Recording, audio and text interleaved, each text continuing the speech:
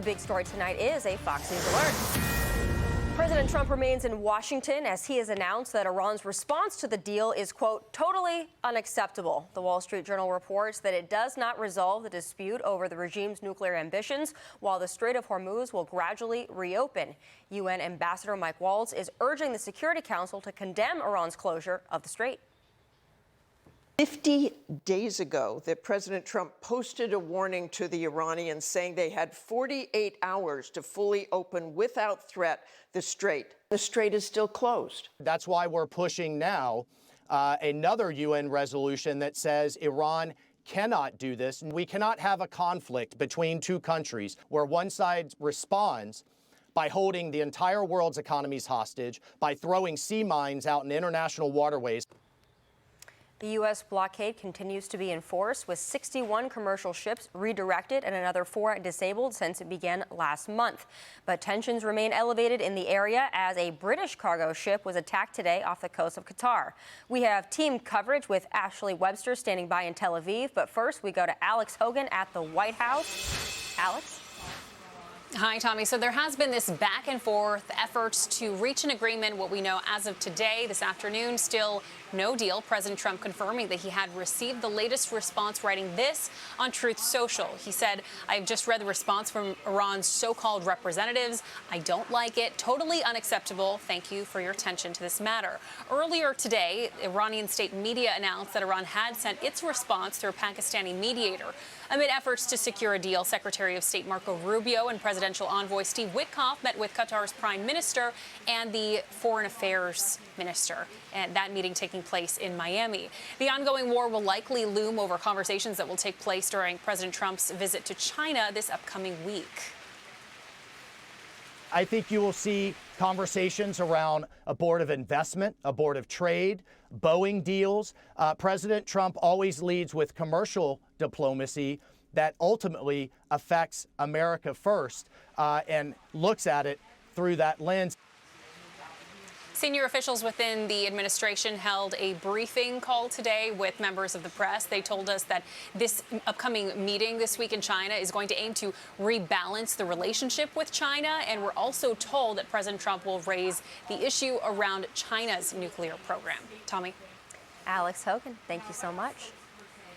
And joining us now for continuing coverage on Iran is Ashley Webster, live from Tel Aviv. Ashley? Yeah, hi there, Tommy. Well, it took a while, didn't it? But we're finally getting an idea of what Iran wants in a peace deal. And the Wall Street Journal, citing sources that are familiar with Iran's response, say these are the key points. A proposal to end the fighting and a gradual opening of the Strait of Hormuz. That the U.S. lift its blockade of Iranian ports immediately. Nuclear issues to be negotiated over the next 30 days. Iran also proposing to have some of its highly enriched uranium diluted and the rest transferred to a third country.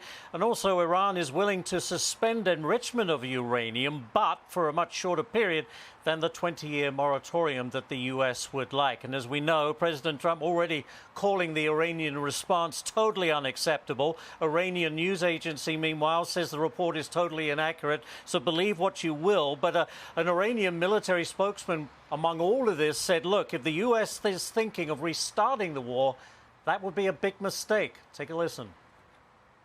Today as well, we warn the enemy that if they once again commit aggression and once again fall into a miscalculation, just as they did in the past, and are now in fact paying the price for those past mistakes and bearing the consequences. Iran's president also shared a short statement on social media saying, in part, we will never bow our heads before the enemy, and if talk of dialogue or negotiation arises, it does not mean surrender or retreat. By the way, Iran is also warning any vessels from countries that comply with U.S. sanctions will face difficulties crossing the Strait of Hormuz. But meantime, U.S. continuing its stronghold, its blockade over the strait. And as you mentioned, the U.S. Central Command has so far redirected more than 60 ships and disabled 4 others. So we'll wait and see. But the initial response to what we've heard from Iran, not exactly positive from the Trump administration. Tommy, back to you. Ashley Webster in Tel Aviv, thank you so much. All All right, Joey, bringing it out to the table here. You know, Ashley reading some of what's reported to be Iran's desires here. And looking at it from a layman's perspective, it seems like they want to ease some of the restrictions so that their economy can get back up and running.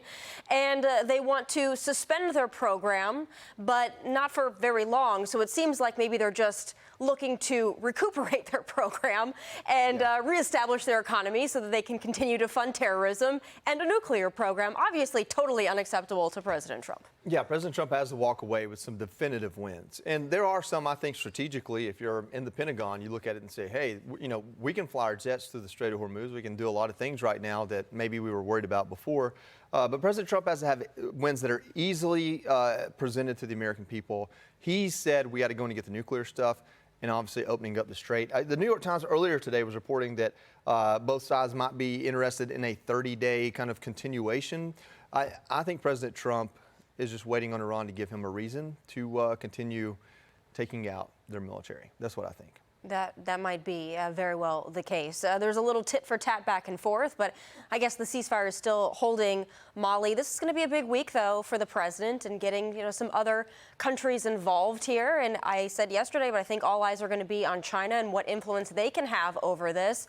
What do you anticipate that's going to be for this week? Yeah, a big week, big meetings with Xi in China, and China could potentially play a big role here. It seems like they've kind of laid back a little bit on this front. They don't necessarily need Iran, although they're the one of the biggest buyers of the energy that they need. They also have other ways to survive this. If it goes on months, that China will be okay. So they will be able to focus on some of those other issues that are likely to come up, like Taiwan, for instance, which will be a major sticking point, a point of contention, and interesting to see what comes out of that. So I think the discussions will be broad, certainly about the economy and also definitely on Iran. But I think China has a little room to play with on this issue.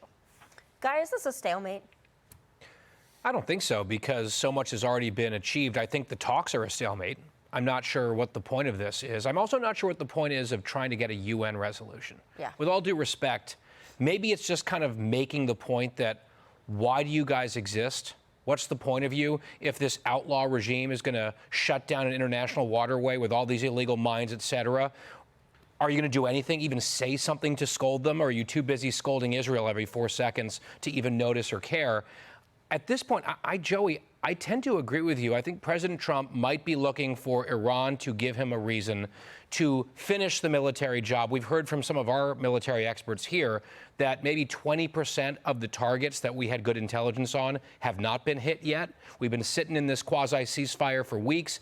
This seems to me, this response from the Iranians strikes me as more game playing from these people. Go ahead. No, like the UN resolution, like the ultimate effect of that is what?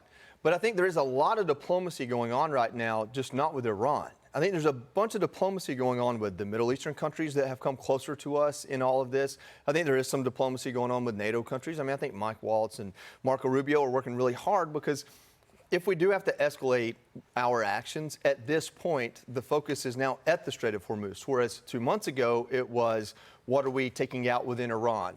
Are we going to take out the regime? Are we going to are we going to do enough that they can overturn the regime? And now it's more, can we open up the Strait of Hormuz? Can we clear it out?